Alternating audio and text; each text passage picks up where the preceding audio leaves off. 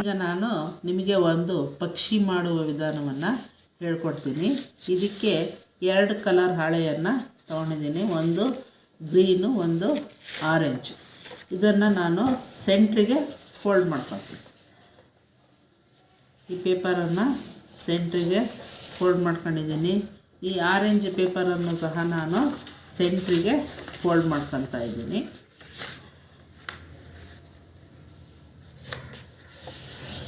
ಈ 2 ಫೋಲ್ಡ್ ಆದಮೇಲೆ ನಾವು ಇದಕ್ಕೆ ಒಂದು ಸರ್ಕಲನ್ನು ಹಾಕ್ಕೊಡ್ತೀವಿ. ಈ ಸರ್ಕಲ್ ಹಾಕೋಣೋದಕ್ಕೆ ಈ ಕೈವಾರ ಅದು ಇದು ಎಲ್ಲ ಬಳಸೋದಕ್ಕಿಂತ ಈ ಮನೆಯಲ್ಲೇ ನಿಮಗೆ ಎಷ್ಟೊಂದು ವಸ್ತುಗಳು ಈ ಸರ್ಕಲ್ ಆಗಿರೋ ಅಂಥದ್ದೇ ನಿಮ್ಮ ಕಣ್ಣಿಗೆ ಬೀಳುತ್ತೆ. ಆದ್ದರಿಂದ ನಾನು ಈ ರೀತಿ ಒಂದು ಸರ್ಕಲನ್ನು ಹಾಫ್ ಸರ್ಕಲನ್ನು ರಚನೆ ಮಾಡ್ತಾಯಿದ್ದೀನಿ. ಹಾಫ್ ಸರ್ಕಲ್ ಇನ್ನು ಒಂದು ದೊಡ್ಡದಾಗಿರುತ್ತೆ, ಇನ್ನು ಒಂದು ಸಣ್ಣದಾಗಿರುತ್ತೆ.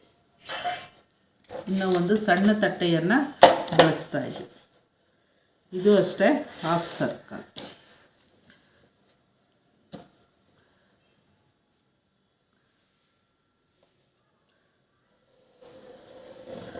ಹಾಫ್ ಸರ್ಕಲನ್ನು ಬಳಸಿದ್ದೀನಿ.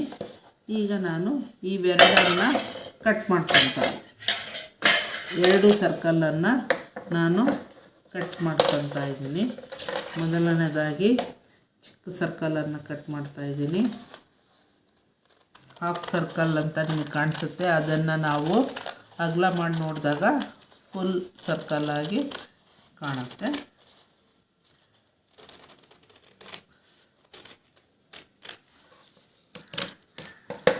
ಒಂದಾಯಿತು. ಈಗ ಇನ್ನು ಒಂದು ಅದಕ್ಕಿಂತ ದೊಡ್ಡದಾಗಿರೋಂತಹ ಸೆಮಿ ಸರ್ಕಲನ್ನು ಕಟ್ ಮಾಡ್ಕೊತಾ ಇದ್ದೀನಿ.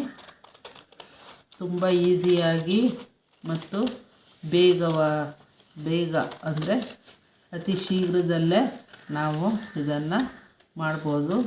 ಚಿಕ್ಕ ಮಕ್ಕಳಿಗೆ ಭಾಳ ಇದು ಆಕರ್ಷಣೀಯವಾಗಿ ಕಾಣುತ್ತೆ. ಈಗ ಇವೆರಡು ರೆಡಿ ಆಯಿತು. 2 ಸರ್ಕಲ್ಲು ರೆಡಿ ಆಯಿತು. ಈಗ ನೋಡಿ, ಬಿಚ್ಚಿದ್ರೆ ಈ ರೀತಿ ದೊಡ್ಡದಾಗಿ ಕಾಣುತ್ತೆ, ಇನ್ನೂ ಒಂದು ಚಿಕ್ಕದಾಗಿ ಕಾಣುತ್ತೆ. ಇದನ್ನು ನಾನು ಒಂದ್ರ ಮೇಲೊಂದು ಈ ರೀತಿ ಜೋಡಿಸ್ತೀನಿ. ಜೋಡಿಸ್ಕೊಂಡು ಇದಕ್ಕೆ ಒಂದು ಕೊಕ್ಕು ಮತ್ತು ರೆಕ್ಕೆ ಬರೋ ಹಾಗೆ ಪೇಪರನ್ನು ಕಟ್ ಮಾಡಿ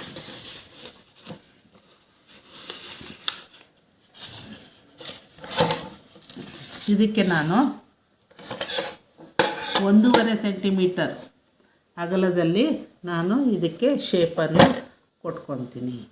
1.5 ಸೆಂಟಿಮೀಟರ್ ಅಂದರೆ 3 ಸೆಂಟಿಮೀಟ್ರ್ ಅಗಲ ಬರೋ ಹಂಗೆ 3 ಸೆಂಟಿಮೀಟ್ರ್ ಅಗಲ ಬರುತ್ತೆ. ಈ ಪೇಪರನ್ನು ಫೋಲ್ಡ್ ಮಾಡ್ಕೊತಾರೆ.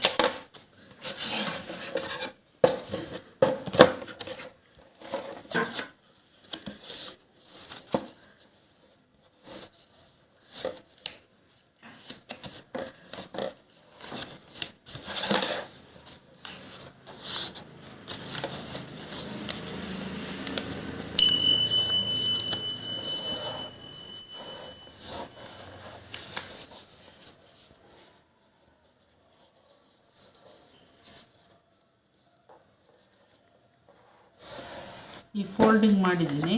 ಈ ಫೋಲ್ಡಿಂಗ್ ಮಾಡಿ ಉಳಿದ ಭಾಗವನ್ನು ನಾನು ಕಟ್ ಮಾಡ್ಕೊತಾ ಇದ್ದೀನಿ. ನಮಗೆ ಎಷ್ಟು ಬೇಕೋ ಅಷ್ಟು ಫೋಲ್ಡಿಂಗನ್ನು ಮಾಡಿ ಪೇಪರನ್ನು ಉಳಿದ ಭಾಗವನ್ನು ನಾನು ಕಟ್ ಮಾಡ್ಕೊತಾ ಇದ್ದೀನಿ. ಕಟ್ ಮಾಡಿಕೊಂಡು ಒಂದು ಭಾಗವನ್ನು ನಾನು ಈ ರೀತಿ ಪಕ್ಷಿಗೆ ಕೊಕ್ಕು ಬರುತ್ತಲ್ಲ ಆ ಥರ ಕೊಕ್ಕು ಬರೋ ರೀತಿಯಲ್ಲಿ ಕಟ್ ಮಾಡ್ಕೊಂಡು ಈಗ ನಾನು ಇದನ್ನು ಈ ಥರ ಜೋಡಿಸ್ತಾ ಇದ್ದೀನಿ.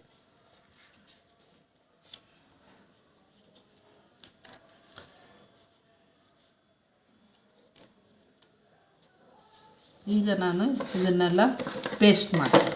ಯಾವ ರೀತಿ ಪೇಸ್ಟ್ ಮಾಡೋದು ಅಂತ ನಾನು ಈ ವಿಡಿಯೋದಲ್ಲಿ ತೋರಿಸ್ತೀನಿ.